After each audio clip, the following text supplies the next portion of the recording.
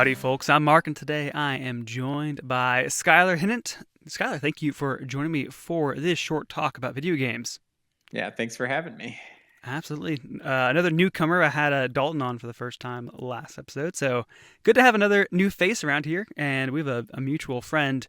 You know the Bowens, Bizza, and Tyler. So Elizabeth has been a recurring guest, and Tyler's been on a few times. So good to make the Yeah. connection as well. Recurring guests in my life as well. There you go. Yeah. Perfect. Well, everyone else here, you are listening to Quick Play, so let's get right into it. So not often do I have a podcast guest where the main thrust of the episode can be just talking about someone's day job, but it works for a great jumping off point here. So Skylar, so what do you do for a living? Why don't you tell us about that? So I'm a QA tester at Bethesda Softworks. Now, Very nice. just to sort of paint the picture of what our corporate structure looks like. That Yes. is the publishing side of the Bethesda arm. So, of course, publishing those Bethesda game studios games love, like Fallout and Skyrim and Starfield, but also games from id like Doom and Quake and games from Machine Games like Wolfenstein, and also the Dishonored series from Arcane and Yeah, nice. Prey, and all sorts of great stuff. Nice. Did you have any, well, might get into stuff you already can't talk about, but do you have any hand in a Hi-Fi Rush? Because that's a beloved game of mine. So because I work publisher side, and just by virtue of the exact nature of the things I work on, I am in the credits of almost every single game Bethesda Softworks published. Nice. I have a small, very, very small hand in almost everything we put out. So yes, Hi-Fi Rush, which of course I loved. Nice. Loved Tango. Tango Gameworks a lot. Yeah. Yeah. R.I.P. But they're doing. Yeah, They got better, I guess. Also, things are happening there, Yeah, right? yeah. It's sort of like the Disco Elysium studios, where like just new ones are just popping out of the woodworks all of a sudden. Like, Yeah. Okay, great. They're alive. Yeah, more games is always good for me. So Yes. yeah, I hope they keep chugging along. Absolutely. Well, so having you here to talk about kind of QA testing, like what, just kind of for those who have no idea, maybe like me or someone else in this room, who knows, what is like QA in video games? Like, what's the importance of it? Well, I think I'm sure you've all seen like the old like for-profit college like commercials where the guys are like, let's tighten up the graphics on level 2, and you're like, you're playing games for a living, and that's what it and Yeah. I think a lot of people in our industry have like this really harsh pushback about like, no, it's not that, like, no, this is a job, this is real work, and this is real labor, and it Yeah. Sure. totally is, but it also is playing games, like Sure. like It's a little bit of both. Yeah. yeah, like I do think that this is a job, and I work really hard, and I like take it seriously as a profession, but Yeah. also like I am just playing video games. Like there's a lot of technical expertise that goes into identifying bugs and Yeah. making the games good and making sure that the game comes out in a quality state. I mean, that's important now more than ever in this sort of Right. age of social media judging games really quickly. Yeah. But ultimately, the day-to-day life of a tester is first and foremost the skill that you have to have is being able to play the games and look at it and like identify Yeah. problems really clearly. And that sort of expertise honestly comes best from just someone who loves to play games. Yeah. That's fascinating. When you're testing it out, do you generally like playing it like normal, or are you like trying to break the game in a sense? So in QA, there are usually a few different assignments that you can get. Okay. So play testing would be almost what you're saying of just playing it like normal. Sure. For instance, you could be playing a game and get an assignment to say, "Hey, we want you to play like a expert, like someone who has played, every single first-person shooter. You're super twitchy. You want to get S Oh, rank on interesting. every single mission. You want to Okay. unlock everything. You want to be like top of the leaderboards. So then you have to play like that." Even if that's not Interesting. necessarily how you would normally play, which Sure. is funny because it's like a lot of times there's like skill and things, Yeah. but then sometimes it'll be like you have to play like a 6-year-old who somehow got this MA rated game because they're like grandpa got the and Yeah. you have to just like walk into walls. You have to like die 1,000 times in a row. You have to suck.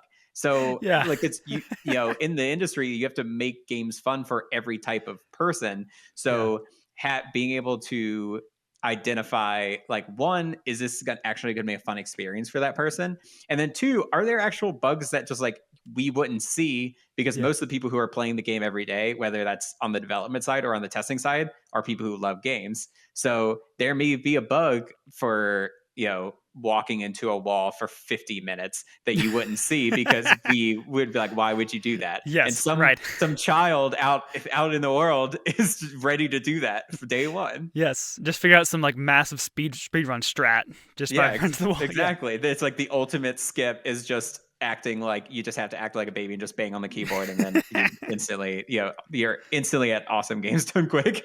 Nice. Exactly. There you go. Is it like, are you making notes and sending them and kind of just, yeah, how's that look Yeah. like? Yeah, so I mean, the work obviously is playing the game and Yeah. finding the bugs, but the bulk of what the job is writing and creating technical reports for Okay. bugs, and Yeah. you know, you're providing to a developer. So a developer is the person who's actually going to fix the bugs. So there's a bug in a quest. The Yeah. person who designed that quest is probably going to fix that bug. There's a Gotcha. bug with like a area of the world, you know, there's a gap in geometry or something. People who worked on the level or artists are going to fix that bug. Yeah. So you have to describe the bug in a way that is extremely clear that they are going to understand exactly what they're fixing and how to fix it, Mm-hmm. including, for instance, like the coordinates of the game world, which, of course, you know, Sure. we have developer tools. We have coordinates of every single place in every virtual space. Yeah. How to reproduce it, a video of you doing it, so you have proof that it's Right. possible. Because Yes. otherwise, they will call you a liar, and even with the video, Yeah. they will still call you a liar. So you know, like Yeah. being able to communicate, like, not only have I found this thing and I think that this needs to be fixed, but here's irrefutable evidence of how, you know, of the bug, and then this is what I think should happen. This is how I Yeah. think it should be fixed. Gotcha. Interesting. Okay. Do you ever get to like provide feedback on just the game itself, where it's like there are no bugs here, but it kind of sucked. Like this was not fun. You're like, Yeah. I obviously, you know, a lot of times that depends on the project you're working on, and even sometimes the individual developers you're working with. The sort of relationship between QA and okay. development in any software development, but especially games, can be fraught because you know, ideally in your role as QA, you are telling people like, hey, I know you thought you were done with your work, but actually you're not. Like, actually, you have to do more Mm, work, and here's more work for you. ooh, So, yeah. of course, there's this sort of natural and most of the time Yeah. friendly rivalry where we want to break stuff. Like Gotcha. we Yeah. want to find crazy bugs that Yeah. could crash the game, that are going to, you know, stop launch and stuff like that, because that's how our brains have to be wired. And Yeah. as a developer, of course, you want to make completely bug free stuff. Sure. So you know, that relationship, I think, at its healthiest is more like that friendly rivalry where you're sort of Interesting. pushing back on each other and Yeah. always like, you know, trying to one up the other one. Interesting. Yeah. Oh man. Like, yeah, I never even thought about how much of like a strain that could take. Cause like even my own work, like I hate a moving goalpost. So that would be just maddening to like here's all the stuff I found wrong with your work. Like, yeah, that makes total sense, but I mean, it's gotta be done. Yeah, I Um, mean, I've yeah, I've told people in the past who have asked like, "Hey, why did this game come out so screwed up?" And I have to tell them it's like it is a miracle that any game comes out, yeah, because it's yeah, just moving goalposts. Like that's yes, the entire process, is just stuff that makes absolutely no sense happening over and over and over again for years, and sometimes like almost a decade, like yeah, in cases of games I've worked on even. sure, yeah, So you know, it's a miracle that any game like is actually in your hands and you can play it. yeah, Which I think sometimes, yeah, it rubs me the wrong way when even games that suck, like there are games that suck. There are games that come out completely broken. I get it.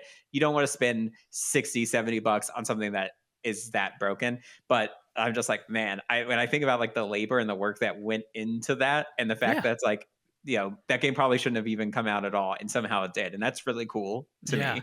yeah, So yeah. I like the whole Concord debacle feels like, man, that's a ton of people and a ton of like work and effort for a game that was like apparently pretty mediocre, but like that's just for it just to go up in smoke like that is almost like worse than getting it like worse reviews. Yeah, and I've worked on games that were abject total failures, whether completely due a launch or didn't even come out, that I thought were Gotcha. really fun. Yeah. which, Yeah. which sucks. Like it sucks to Yeah. have something like, yeah, I think this is cool and people might like it.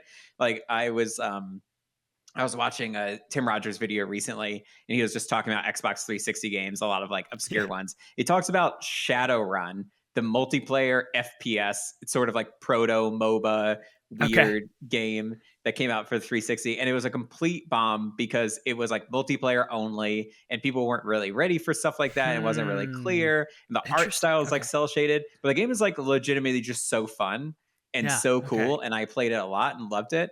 And that game was so reviled at the time that they were like, I remember there was like a parody song that's like, "You made a bad game," set to "Bad Day" by Daniel Powder or whatever. Yeah. And it's Yeah. like literally about how Shadowrun sucks. And Oh it's man. like the Yeah. industry that we live in, it's just like it eats you alive.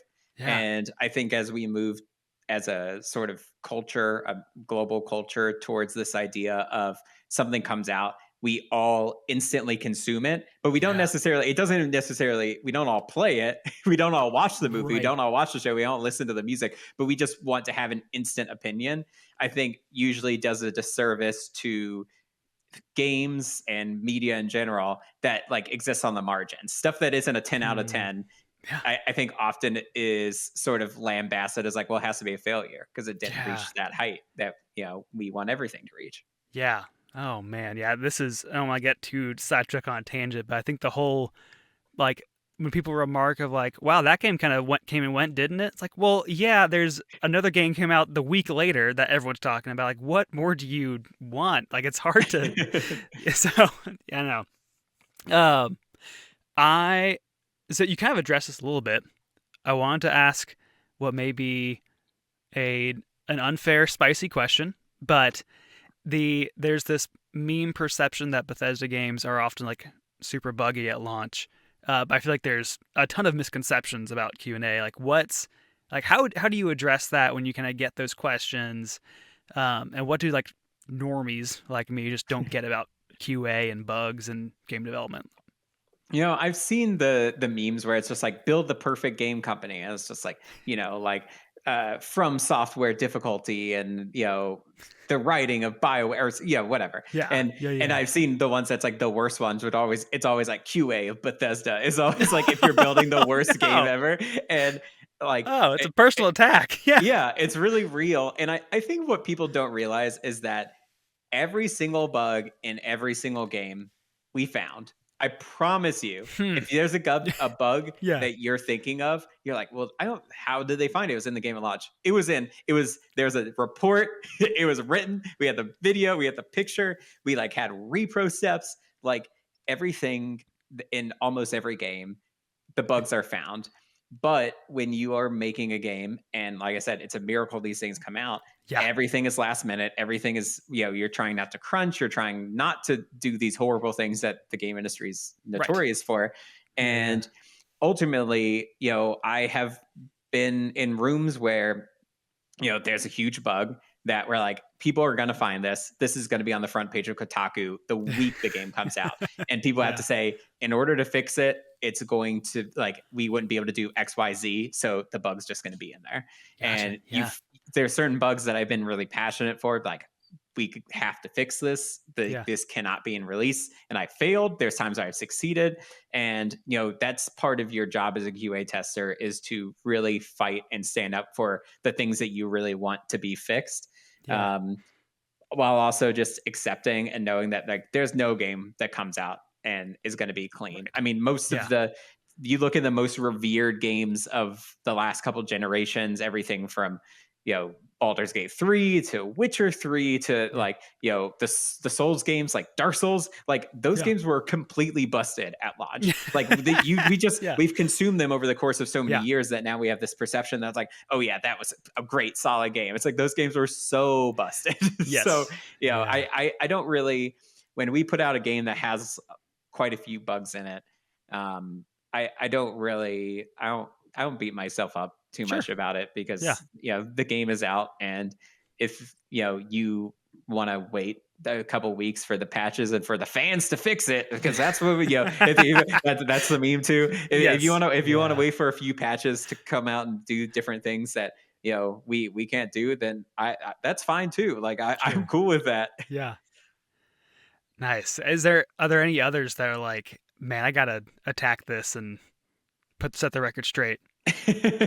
Yeah, common misconception. I do think that there is one thing. This is a misconception that I think a lot of people have in the industry, but a lot of QA people are pushing back on, is that because QA is the entry level job of the gaming industry. I've heard it Hmm. referred to by some as like the McDonald's like of Okay. gaming. Yeah. Like I think there is there's sort of this desire to portray most QA testers as like very replaceable. And Hmm. in fact, like outsourcing is a huge increasing problem in all game Hmm. development, but Hmm. especially QA. Yeah. And ultimately, like everything else, you're going to try to outsource, whether to cheaper labor or the cheapest labor of all, which would be like AI or automation. Right. Yeah. Your results are just going to suffer. And Yeah. I think if people think games are busted now, like wait until like an AI is trying to identify like where Yeah. you can get out of it. Like it's just there's a lot Yeah. of stuff that will change over the next couple of years. But I think for the most part, people who are labor in QA are really trying to fight and say like actually we have Yeah. become really specialized. Games are really complicated now, Yeah. and testing now is not like what it was in the 90s, not like it was 2000s. Like we are much more sophisticated workers than we were. Sure. Yeah. And even kind of as you're talking through that, of like thinking back of just the relationship between like you as QA and with the developers, like, and programmers, like that, it would be so hard to do that without like a good relationship, like a good human relationship. And so one, that Mhm. gets harder, I guess, with outsourcing. But then it's like you're a programmer who's getting told what's wrong by an AI, and it's like you already have to take it with a grain of salt. But also then it's just like a robot's telling me what, like, my job's not finished yet. And so I just like thinking, is there ways that you've seen where like having a relationship with the developers has helped kind of with that process? Yeah, we have, not to get too into our corporate structure, but Sure. we actually have embedded testers who are sort of within the studios themselves. So Okay. they have more personal one-on-one relationship with developers. Yeah. And in my experience, it's always been sort of essential to have great relationships with Yeah. developers. I have worked a lot on backend systems and sort of like the accounts and all of the things that make up, like, if you're thinking about games as a service, the amount of Yeah. website and like different, backend engineering that goes into that is just Yeah. really unseen, but huge, like Yeah. huge effort to get a lot of that stuff working. Um, Yeah. and in that space, like just being able to talk to a human and say like, hey, the user experience in this is a little bit wonky, but be Yeah. able to express that in a way that is respectful of their work and also respectful of your time. And ultimately we're always thinking about the end user, Sure. or the player. I Right. think we're supposed to say the player actually. So I I got don't what want to you get in meant. trouble. Yeah. I think it's the player, not the end user. But Yeah. we really want to, um we really want to represent them and be their voice in the room Yeah. as best as possible. So that gamers should, I mean, gamers, what can I say about gamers? But gamers The should gamers. like QA the most because Yeah. we are them in the Hmm. room, and we're Hmm. trying to be them, and we are fighting against Man. all the stuff that Yeah. you hate. Like we are you. So Yeah. Oh man, that's a great way to put it. I never even thought about that. Wow. Thanks for doing your job. Just representing me better than my yeah. congresswoman does. So Yeah, representing the most oppressed class in the world, the yes. gamers. Yes. Oh man. Oh, where was I going to even go after that? I don't know. Is there anything else like, um, yeah, anything else you want to get off your chest about QA or even just video games in general about your job? I think as much as I've talked about like the labor and the stuff that is this game, I don't know if I could work in any other industry and be as sort of happy. Mm-hmm. There is a pace and a tone and a feeling to the people that I work with, the Yeah. people who are like to the left and right of me, not Right. physically right now. I'm remote right now, but Sure. Yeah. Yeah. yeah. But I think that the people who are in this job generally like love games, and they always want to work on something that's cool and good and that they like a lot and that they can Yeah. give to their friends and get all their friends to play with them. And the that feeling of camaraderie in our work, I think, generally makes everything else worth it, because in this Mm-hmm. industry, you are just going to be beset on all sides by just constant nonsense and BS and Yeah. people talking and who don't know anything. And Sure. just being Yes. able to like hang out with people, when I'm in a Yeah. meeting and it just feels like we're hanging out with a bunch of friends, like getting cool stuff done, like that makes the job worthwhile. Man. Yeah. Oh, that's cool.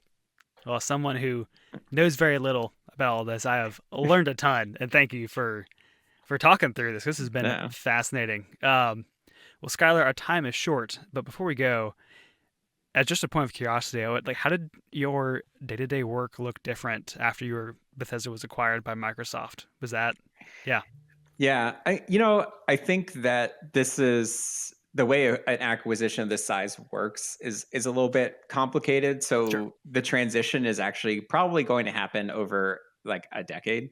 So we're a interesting. few Okay, years into it at this yeah, point, but yeah, yeah, things are still changing every day yeah, based on the transition. We're still figuring out where people fit in, where products fit in, where contracts fit in. It's sort of a really long, arduous process of figuring out what we're going to look like. yeah, So I would say personally there's been a lot of positives, but I know overall it's hard going from being this huge but private, we weren't yeah, publicly traded company, yeah, to then going to being part of this giant organism and ecosystem where we are sort of at the behest of market forces that are so far beyond anything we could right, comprehend. yeah, So, this is where I sort of put my labor hat on and yeah, talk about ZeniMax Workers United, which is the yeah. union that, I was a small part of forming, and still am a small part of running and keeping us going. But, I gotcha. Yeah, we're working on our first labor contract with Microsoft and have been for almost 2 years now. And it's been a really man, arduous yeah, process and sure, really hard, but yeah, we yeah, but we are pretty adamant that this is this is important for the future of our labor and the future of the labor across the entire industry. yeah. In fact, we are definitely the largest video game union in the country and probably the first Okay, major video game union in the country, and also maybe the yeah. biggest tech union in the country, which is Wow. Okay. pretty cool to Yeah. be a part of all that. Oh yeah. And for us being a small fish in a big pond of Microsoft, it was sort of important to have the sort of legal protections, and abilities that organizing gives us. And that's why I think Yeah. organizing is going to, not only it's making its way through other companies sort of within our ranks, but it's also going to Right. make its way across the industry. So Yeah. That's cool, man. Yeah, I knew you had a little bit of a hand in that, so I wanted to get into that a little bit. But also, that'd be a great topic for to dig into deeper another time too. yeah, I Yeah, definitely would do a whole episode on that, because that easily. world Yeah. is equally crazy. That's my second full-time job, except I Okay. don't get paid for that one yet. So, Nice. There you go. yeah. Oh, nice. Well, as we wrap up here, one thing we always do is usually I say one name, one game for what are you playing. I'm gonna cheat a little bit, so feel free to take a little time. But what are you playing, Skylar?